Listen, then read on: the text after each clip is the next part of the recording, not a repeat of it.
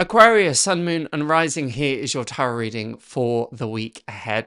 As ever, take what's helpful, leave what isn't. I release these videos weekly, and I strongly advise that you check out not only your sun sign, but also your rising sign and moon sign for a 360 look as to the energies that may be coming up for you the week ahead, things to avoid, things to look forward to. If you're not sure what your rising sign and your moon sign are, do not worry, I've got you covered.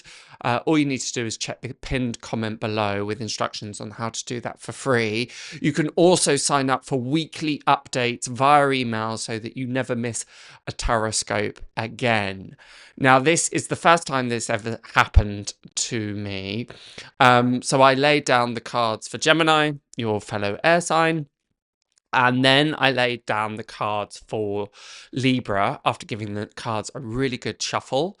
And we got exactly the same cards. One was reversed and it's come upright in Libra. So we had all the same five cards within the reading, despite giving them a really good shuffle.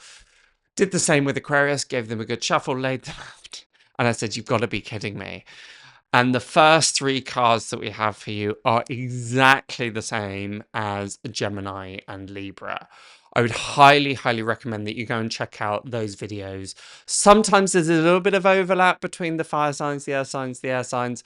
But this week, for whatever reason, that feels really, really palpable. You're almost living the same week, blow by blow. The three cards that you had in exactly the same order, in exactly the same position, are the Ace of Cups, the Queen of Cups, and the Two of Cups. The Ace of Cups, very much a zoom up of the cup the Queen holds in her hand.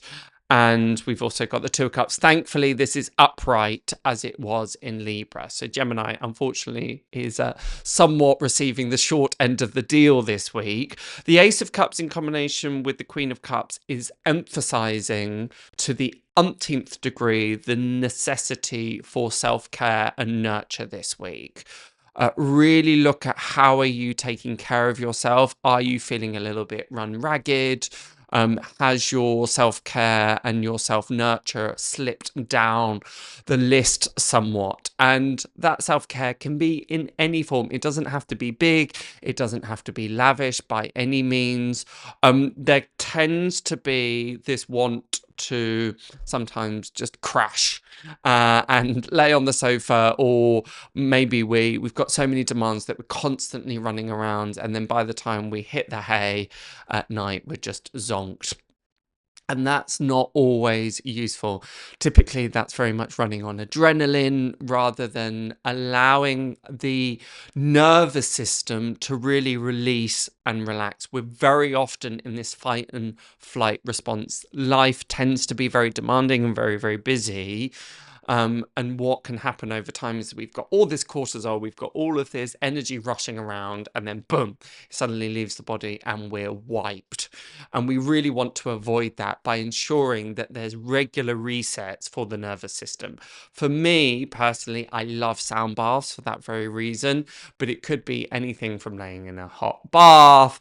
It could be just lying on the grass. I know that the weather might not necessarily be permitting for most of us, but whatever it is that is really, it's like purposeful rest. The issue is most of us assume that, well, I'm resting, but it is usually from a point of exhaustion rather than a cultivated sense of rest that really gives your body permission and a signal, okay, we can really work a little bit deeper here. So that is very, very required here.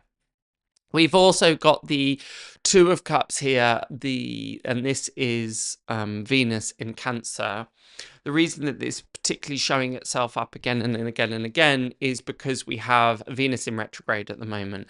So relationships are perhaps going to need a little bit more time, a little bit more effort, a little bit more coaxing, and a little bit more gentleness than they ordinarily would. We'll have to watch our words. What are we saying about ourselves? What are we saying to other people? Is it kind? Is it compassionate? Is it honest?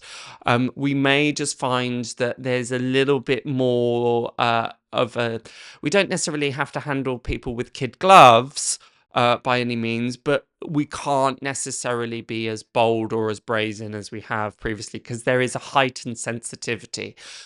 When Venus goes into retrograde, it tends to have an impact on our relationships, on our love life. In some ways, the people from the past relationships suddenly rear their heads, all of those things. But it's whatever we have this heart connection, and sometimes we can feel a little bit shut out in the cold because of it. So we're having to make a little bit of an extra effort, go that extra mile this week, Aquarius, just to show appreciation to those that are around you, lift those that are around you, be generous of heart, be generous of spirit.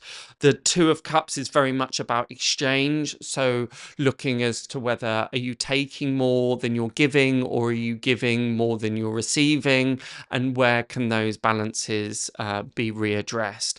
I say a lot of this because we have, again, the Cups card. So we've got Ace of Cups, Queen of Cups, Two of Cups, and Four of Cups. The fact that we've got so much of that watery element coming through, cups being related to the element of water, indicates a very emotional period at the moment. Not necessarily a bad thing, it's just very heart-led, but we're going to feel a bit more of a sensitivity and a bit more of a delicateness than we perhaps ordinarily would. And the Four of Cups is the Lord of blended pleasure. There is an ambivalence of the Four of Cups. Is he in meditation? Is he in recompose, or she or they? Or are they actually looking a bit disillusioned, a bit frustrated, and ignoring the cups that may be offered?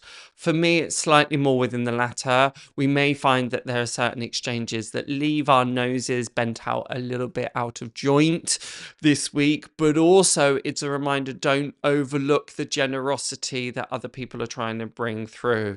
As you can see here, the characters within the Two of Cups are holding the cups, and it's almost, again, like the Ace of Cups coming out of the clouds, trying to be presented to this person, and for whatever reason, usually through distraction, through self-pity, through just sometimes willful obstinance, actually, of just, no, I don't want anything to do with it. So be sure that you're not cutting off your nose to spite your face this week, Aquarius, and really be open and receptive to not only the nurture that the universe wants to bring you, those gifts that are coming through.